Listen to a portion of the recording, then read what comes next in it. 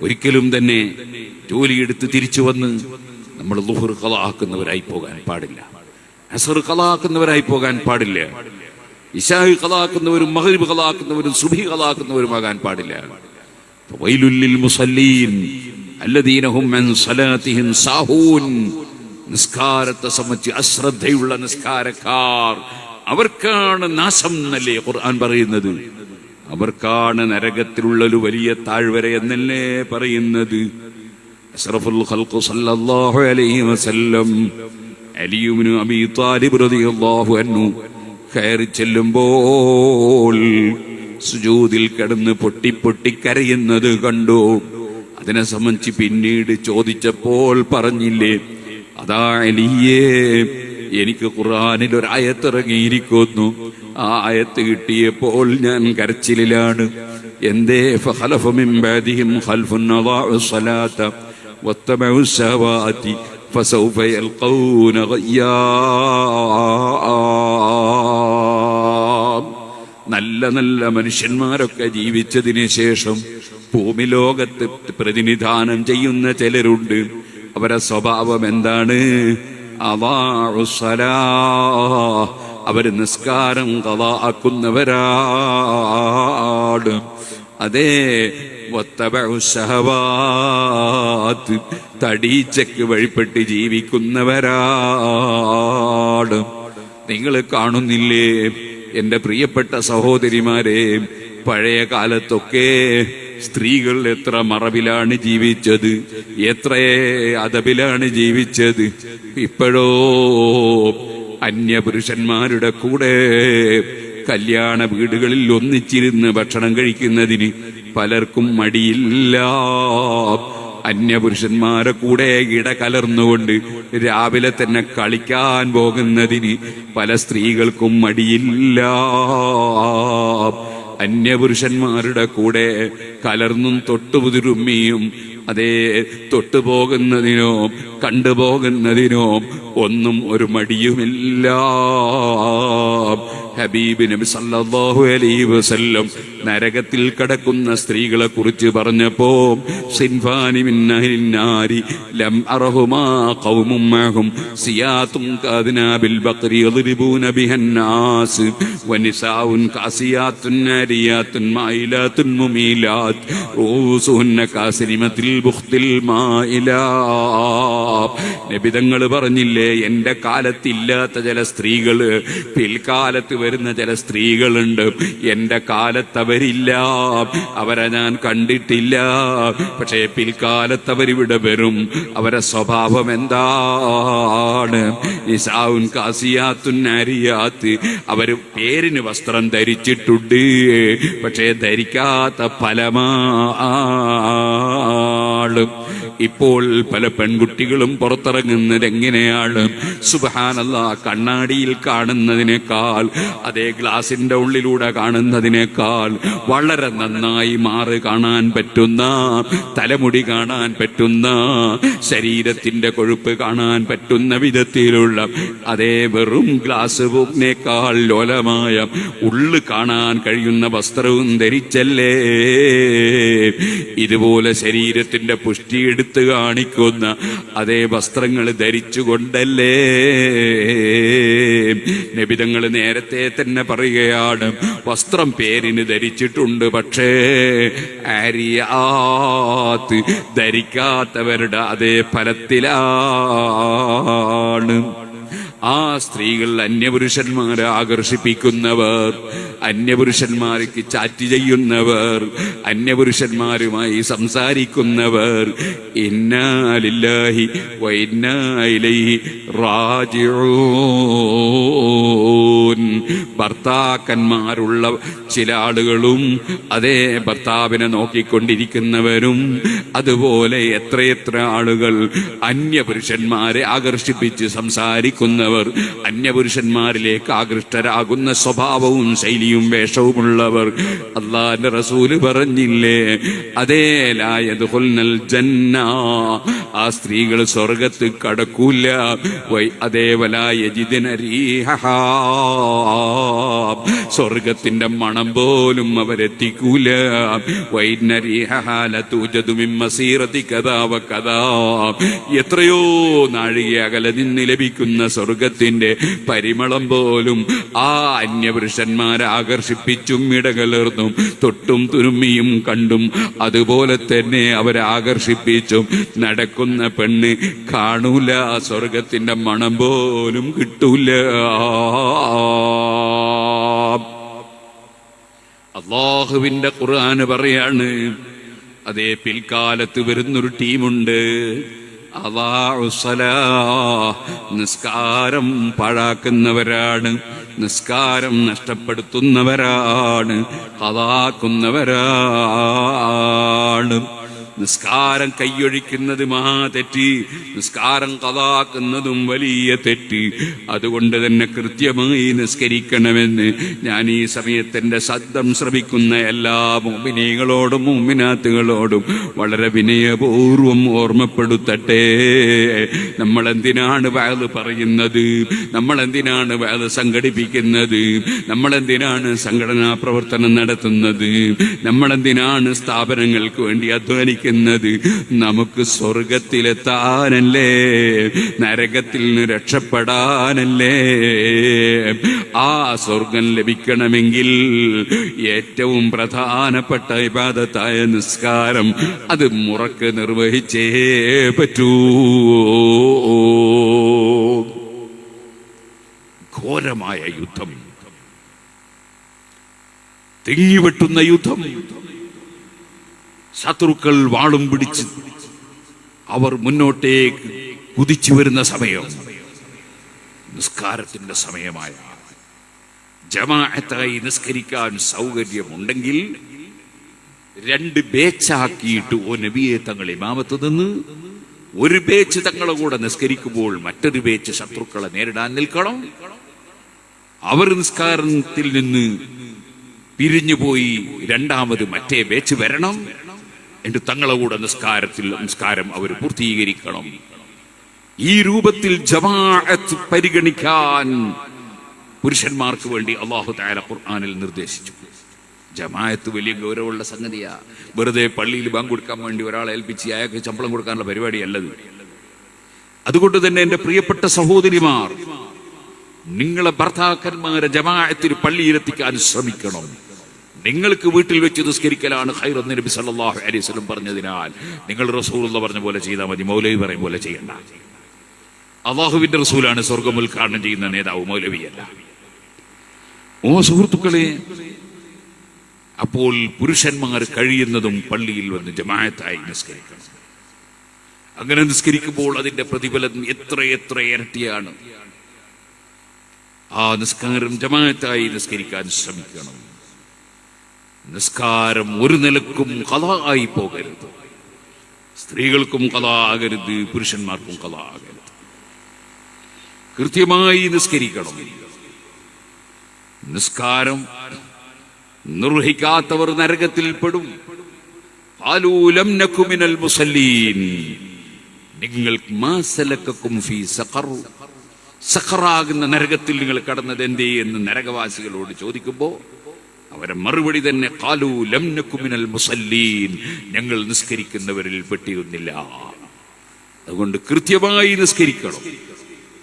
യുദ്ധം തിങ്ങിവെട്ടുന്ന സമയത്ത് ജമാഅത്തായി നിസ്കരിക്കാൻ പറ്റാത്ത സാഹചര്യമാണെങ്കിൽ അവിടെയും നിസ്കാരം പിന്തിച്ചുകൂടാ. ഖുർആൻ പറയുന്നു, ഫരിജാലൻ ഔ റുക്ബാനൻ, നിങ്ങൾ വാഹനത്തിലോ നടന്നിട്ടോ, നിങ്ങൾ ചാടിയിട്ടോ ഇരുന്നിട്ടോ ഒഴിഞ്ഞിട്ടോ ശത്രുക്കളുമായി പോരാടുന്ന സമയത്ത് നിങ്ങൾ നിസ്കാരം നിർവഹിക്കണേ. ആ ചാട്ടത്തിൽ നിസ്കരിക്കണം, ഓട്ടത്തിൽ നിസ്കരിക്കണം. നിസ്കാരം ഖളാക്കാൻ പറ്റില്ല. അത്ര ഗൗരവമുള്ള ഇബാദത്താണ് നിസ്കാരം. അത് കൃത്യമായി നിസ്കരിക്കണം. അള്ളാഹു നമ്മളെ പഠിച്ചത് അള്ളാഹുവിന് കൃത്യമായി അവനെ അറിഞ്ഞ് ഇബാദത്ത് എടുക്കാനാണ്. നോമ്പെടുക്കണം, സക്കാത്ത് കൊടുക്കണം, ഹജ്ജ് ചെയ്യണം, അതുപോലെ ദീനിന്റെ ശിആറുകൾ നിലനിർത്തണം. അള്ളാഹുവിന്റെ ദീനിനു വേണ്ടി അധ്വാനിക്കണം, ദീനിനു വേണ്ടി ചെലവഴിക്കണം. വജാഹദൂ ബി അംവാലിഹിം വഅൻഫുസിഹിം. ഖുർആൻ പല സ്ഥലത്തും പറയുന്ന ഒരു പ്രയോഗമാണ്. സമ്പത്ത് കൊണ്ടും ശരീരം കൊണ്ടും അധ്വാനിച്ചവർ, അവർക്കാണ് സ്വർഗം. അപ്പൊ നമ്മൾ അല്ലാഹു തആല തന്ന സമ്പത്തിൽ നിന്ന് കഴിവിന്റെ പരമാവധി നല്ല നിയ്യത്തോടുകൂടി സകാത്ത് കൊടുക്കേണ്ടവർ കൃത്യമായി അത് കൊടുക്കണം, അർഹതപ്പെട്ടവർക്ക് കൊടുക്കണം. അതേതെങ്കിലും ജമാഅത്ത് ഇസ്ലാമിക്കാരന്റെ കമ്മിറ്റീനെ ഏൽപ്പിച്ചാൽ പോരാ, അല്ലെങ്കിൽ വേറെ ഏതെങ്കിലും മുജാഹിദിന്റെ കമ്മിറ്റീനെ ഏൽപ്പിച്ചാൽ പോരാ. അവർക്ക് ദീനില്ല, അവർക്ക് വിശ്വാസവുമില്ല, കർമ്മവുമില്ല, അവർക്ക് നിയമങ്ങളൊന്നും ബാധകമല്ല. അവർ തോന്നിവാസം നിയമങ്ങൾ സ്വന്തത്തിൽ തന്നെ ഉണ്ടാക്കുന്ന പുരോഹിതന്മാരാണ്. അവരെ സക്കാത്ത് ഏൽപ്പിച്ചാലൊന്നും സക്കാത്ത് മതിയാവുക. അതുകൊണ്ട് കൃത്യമായി സക്കാത്ത് കൊടുക്കണം. ഇരിക്കട്ടെ, അവർ ഹബീബ് നബി സല്ലല്ലാഹു അലൈഹി വസല്ലമയുടെ ശരീരം മണ്ണിന്റെ ഉള്ളിൽ നിന്ന് ജീർണിച്ച് നശിച്ചു പോയി എന്ന് എഴുതി വെച്ചവരാ. അവർക്ക് ദീനിനോട് കൂറില്ല. ജമാഅത്തെ ഇസ്ലാമിക്കാരന്റെ പഞ്ചാര വാക്ക് കേട്ടാൽ ചിലപ്പോ തോന്നും വല്ലാത്ത മതത്തോട് കൂറുള്ളവനാണ്, ദീനിനോട് കൂറുള്ളവനാണ് തോന്നും. അതൊക്കെ കാപ്പട്യമാണ്, ഒരു സംശയവുമില്ല. ചിലപ്പോ പറയെന്താണ് പറച്ചല്, ഫലസ്തീനിലെ മുസ്ലിമീങ്ങൾ വല്ലാതെ ബുദ്ധിമുട്ടുന്നു, ലബനാനിൽ അങ്ങനെ ബോംബ് വീഴുന്നു, അതേപോലെ തന്നെ അപ്പുറത്ത് അങ്ങനെയാവുന്നു ഇങ്ങനെയാവുന്നു, കാശ്മീർ UP എന്നൊക്കെ ഇങ്ങനെ പറയൂ. കേട്ടാ തോന്നി ഇവന് അള്ളാഹിന്റെ ദീനിനോട് വലിയ കൂറിനായിട്ട് പറയാൻ. അങ്ങനെയാണെങ്കിൽ അവൻ എന്തിനാണ് അള്ളാഹുവിന്റെ റസൂലിന്റെ ശരീരം മണ്ണിൽ നിന്ന് ജീർണിച്ച് നശിച്ചുപോയി എന്ന് എഴുതി വെച്ചത്? അതുകൊണ്ട് കാശ്മീരിലെ പ്രശ്നവും UPയിലെ പ്രശ്നമൊക്കെ പരിഹരിക്കോ? അപ്പോ അവരുടെ ലക്ഷ്യമതല്ല. ബാഹ്യമായി അത്തരം കാര്യങ്ങൾ പറഞ്ഞ് മുസ്ലിം ചെറുപ്പക്കാരെ കൈവശപ്പെടുത്തി ഈമാനില്ലാതെയാക്കലാണ് ലക്ഷ്യം. എന്തിനാണ് മുഹമ്മദ് നബി സല്ലല്ലാഹു അലൈഹി വസല്ലം നമ്മളെപ്പോലൊരു മനുഷ്യൻ തന്നെയായിരുന്നു എന്ന് പ്രബോധനം എഴുതി വെച്ചത്? അള്ളാഹുവിന്റെ റസൂലിനെ നിസ്സാരപ്പെടുത്തിയിട്ട് വേണോ അള്ളാഹിന്റെ ദീന് നിലനിർത്താൻ? എന്തിനാണ് അള്ളാഹു സിംഹാസനത്തിന്റെ മുകളിലാണ് ശൈഖ് മുഹമ്മദ് കാരക്കുന്ന് എഴുതി വെച്ചത്? അള്ളാഹുവിനെ സംബന്ധിച്ച് തെറ്റായ വിശ്വാസം വിശ്വസിച്ചിട്ട് ഇവിടെ ഈമാൻ ഉണ്ടാവുമോ? അപ്പൊ അവരുടെ ലക്ഷ്യം ഈമാനല്ല, അവരുടെ ലക്ഷ്യം സ്വർഗമല്ല, അവരുടെ ലക്ഷ്യം ആളെ പിടിക്കലാണ്. അതിലൊന്നും മുസ്ലിമീങ്ങൾ പെട്ടുപോകാൻ പാടില്ല. നമ്മൾ പൂർണ്ണമായും നമ്മുടെ മുൻഗാമികളായ സുന്നത്ത് ജമാഅത്തിന്റെ പണ്ഡിതന്മാർ, ഇമാമിങ്ങൾ പഠിപ്പിച്ച വഴിയിൽ, ഉമർ ഖാദി റളിയല്ലാഹു അൻഹു പഠിപ്പിച്ച വഴിയിൽ, മമ്പർന്തങ്ങൾ പഠിപ്പിച്ച വഴിയിൽ, സൈനുദ്ദീൻ മഖ്ദൂം റളിയല്ലാഹു അൻഹു പഠിപ്പിച്ച വഴിയിൽ, ഇബ്നു ഹജർ തങ്ങൾ പഠിപ്പിച്ച വഴിയിൽ, ഇമാം നവവി, ഇമാം റാഫി റളിയല്ലാഹു അൻഹു പഠിപ്പിച്ച വഴിയിൽ, ഇമാം ഗസാലിയും ഇമാമുൽ ഹറമൈൻ തങ്ങളും പഠിപ്പിച്ച വഴിയിൽ, 4 മദ്ഹബിന്റെ ഇമാമിങ്ങൾ പഠിപ്പിച്ച വഴിയിൽ, സ്വഹാബികൾ പഠിപ്പിച്ച വഴിയിൽ, ആ വഴിയാണ് സുന്നത്ത് ജമാഅത്ത്. അതിലുറച്ചു നിന്നുകൊണ്ട് കൃത്യമായി നിസ്കരിക്കുന്നവരാകണം, നോമ്പെടുക്കുന്നവരാകണം, സക്കാത്ത് കൊടുക്കുന്നവരാകണം, ഹജ്ജ് ചെയ്യുന്നവരാകണം. ഓരോന്നും അല്ലാഹു തആല കഴിവനുസരിച്ചാണ് കൽപ്പിച്ചത്.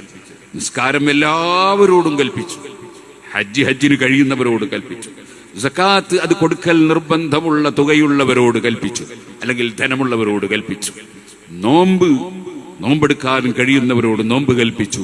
ഒരാൾ വാർദ്ധക്യമായി ഒരു നിലക്കും നോമ്പെടുക്കാൻ കഴിയാത്ത സാഹചര്യമാണെങ്കിൽ അള്ളാഹു പറഞ്ഞു, അതേ ഫിദിയത്തുൻ ത്വആമു മിസ്കീൻ, അദ്ദേഹം അതിന് പകരം അരി കൊടുത്താൽ മതി. അള്ളാഹുവിന്റെ ദീനിൽ ആരെയും പ്രയാസപ്പെടുത്തൽ ഇല്ല. യുരീദുല്ലാഹു ബിക്കുമുൽ യുസ്റ വലാ യുരീദു ബിക്കുമുൽ ഉസ്ർ. അള്ളാഹു തആല വിഷമം ഉദ്ദേശിക്കുന്നില്ല. അപ്പൊ അള്ളാഹുവിന്റെ ദീൻ അത് മുറുകെ പിടിച്ച് അങ്ങനെ ജീവിക്കണം. അങ്ങനെ ജീവിക്കുമ്പോൾ ആ ദീനിന്റെ ശിആറുകൾ നിലനിൽക്കണം. പള്ളികൾ ഉണ്ടാകണം, മദ്രസകൾ ഉണ്ടാകണം. നമ്മുടെ കുട്ടികൾക്ക് ദീൻ പഠിക്കാനുള്ള മദ്രസകൾ അത് പരിപോഷിപ്പിക്കണം, ശക്തിപ്പെടുത്തണം. മദ്രസകൾ ഗീബത്ത് പറയുന്ന മദ്രസയല്ല വേണ്ടത്. ആലിമീങ്ങളെ ഗ്രൂപ്പ് തിരിച്ച് കുട്ടികളോട് ചീത്ത പറഞ്ഞ് അങ്ങനെ ഗീബത്ത് പറയുന്നത് കേട്ടുകൊണ്ടല്ല നമ്മളെ മക്കൾ പഠിക്കേണ്ടത്. മറിച്ച് കുട്ടികൾ പഠിക്കേണ്ടത് ഈമാനും ഇസ്ലാമും ശരിയായ വഴിയിൽ പഠിക്കണം. അതാണ് നമ്മുടെ സുന്നത്ത് ജമാഅത്തിന്റെ മദ്രസകൾ, സുന്നി വിദ്യാഭ്യാസ ബോർഡിന്റെ മദ്രസകൾ, ആ മദ്രസകളിൽ കുട്ടികളെ കൃത്യമായി നമ്മൾ പറഞ്ഞേക്കണം. സുഹൃത്തുക്കളെ, ഈ പ്രസംഗിക്കുന്ന ഞാൻ കാലകാലം പ്രസംഗിക്കൂല. ഞാനൊരു ദിവസം സ്റ്റേജിൽ നിന്നിറങ്ങും, എന്റെ പ്രസംഗം കഴിയും, ഞാൻ കാറിൽ നിന്നിറങ്ങും, എന്റെ വീട്ടിൽ നിന്നിറങ്ങും. ഞാൻ നിർമ്മിച്ചു വെച്ച വീട്ടിൽ മരണം വരെ ജീവിക്കാൻ എനിക്ക് ഒരുപക്ഷെ കഴിഞ്ഞാലും മരണത്തോടുകൂടെ ഞാൻ ഇറങ്ങിപ്പോകണം. എന്റെ വാഹനം മാറ്റണം, ഞാൻ മയ്യിത്ത് കട്ടിലിൽ കയറണം, എന്റെ വസ്ത്രങ്ങൾ അഴിച്ചു വെച്ച് പോകും, എന്റെ മോതിരം ഊരിപ്പോകും, എന്റെ വാച്ച് അഴിച്ചു വെച്ച് പോകും, എന്റെ സ്ത്രീകളെ നമ്മുടെ സ്വർണങ്ങളെല്ലാം ഊരിപ്പോകും, അലിക്കത്ത് മുറിച്ചു പോകും, അല്ല വസ്ത്രങ്ങളെല്ലാം ഊരിപ്പോകും. അതേ, നമ്മെ ഒരു വെള്ളപ്പുതപ്പും പുതപ്പിച്ച് കിടക്കുന്നൊരു സമയം വരും. ആ കിടക്കുന്ന കട്ടിലിന്റെ മേലെ ഉറുമ്പ് കയറാതിരിക്കാൻ കട്ടിലിന്റെ കാലിന് മണ്ണെണ്ണയിൽ മുക്കിയ തുണി ചുരുട്ടുന്നത് കണ്ടിട്ടില്ലേ? ഓ സുഹൃത്തുക്കളെ, ഇന്നലെ വൈകുന്നേരം വരെ എടുത്തു ചുംബിച്ച പേരക്കുട്ടിയുണ്ട്. ആ പേരക്കുട്ടി മരിച്ചു കിടക്കുന്ന ഉപ്പാപ്പയെ കാണാൻ, ഉമ്മാമയെ കാണാൻ ഓടി വരുമ്പോൾ ഇന്ന് രാവിലെയും ഇന്നലെ വൈകുന്നേരവുമൊക്കെ ചുംബിച്ച ആ മകൻ സമീപത്ത് വരുമ്പോ കാരണവന്മാര് കുട്ടിയെ പിടിച്ചു മാറ്റുന്നു. കുഞ്ഞൻ മയ്യിത്ത് കണ്ട് പേടിച്ചു പോകുമെന്നൊക്കെ പറയുന്നു. ഇങ്ങനെ ഒരവസ്ഥ എനിക്കും നിങ്ങൾക്കും വരാനുണ്ട് കേട്ടോ. മയ്യിത്ത് കട്ടിലിൽ കയറി ഒരു യാത്രയുണ്ട്. നേരത്തെ പ്രസവിച്ച ഉടനെ ഞാൻ സ്വന്തം കുളിച്ചവനല്ല, എന്നെ കൊണ്ടുപോയി കുളിപ്പിച്ചതായിരുന്നു. ഇതുപോലെ ഞാൻ മരിച്ചു കഴിഞ്ഞാലും എനിക്ക് അവസാനത്തെ യാത്രക്കൊന്നൊരുങ്ങാൻ സ്വന്തം കുളിക്കാൻ കഴിയില്ല. എന്നെ മറ്റുള്ളവർ കുളിപ്പിക്കുന്നൊരു സന്ദർഭം വരും, മറ്റുള്ളവർ എനിക്ക് തുണി പുതപ്പിക്കുന്നൊരു സന്ദർഭം വരും, എന്റെ മൂക്കിനും കണ്ണിനും തൊള്ളക്കുമൊക്കെ പരുത്തി വെക്കുന്നൊരു സന്ദർഭം വരും, എന്നെ അതാ എടുത്തു കൊണ്ടുപോകുന്നൊരു സന്ദർഭം വരും. നേരത്തെ നല്ല കട്ടിലിന്റെ മേലെ AC റൂമിൽ കിടന്ന ഞാൻ, ഫാന് കറക്കിയ ഞാൻ വളരെ ഇടുങ്ങിയ ഖബറിലേക്ക് എന്റെ ശരീരം ഇറക്കി വെക്കും. അവരതാ സമീപത്തുള്ള ആളുകൾ രണ്ട് കൈയും കൂട്ടിയിട്ട് മിൻഹാ ഖലഖ്നാകും വഫീഹാ നുഈദുകും വമിൻഹാ നുഖ്രിജുകും താറതൻ ഉഖ്റാ. ഈ മണ്ണിൽ നിന്ന് നിങ്ങളെ പടച്ച റബ്ബാണ് നമ്മൾ, ഈ മണ്ണിലേക്ക് മടക്കുകയാണ് നിങ്ങളെ. വമിൻഹാ നുഖ്രിജുകും താറതൻ ഉഖ്റാ. മറ്റൊരു സമയത്ത് നിങ്ങളെ ഈ മണ്ണിൽ നിന്ന് എഴുന്നേൽപ്പിച്ചു കൊണ്ടുവരും എന്നല്ലേ പറയുന്നത് ഖുർആൻ. ആയത്തോതിയിട്ട് ജനങ്ങൾ മണ്ണ് വാരിയിട്ട് തൽഖീൻ ചൊല്ലി തസ്ബീഹ് ചൊല്ലി സലാം പറഞ്ഞ് പിരിയുന്ന സമയം ഈ പാവപ്പെട്ട എന്റെ ജീവിതത്തിൽ ഇനി എത്ര വർഷമുണ്ട്, എത്ര മാസമുണ്ട്, എത്ര ദിവസമുണ്ട്?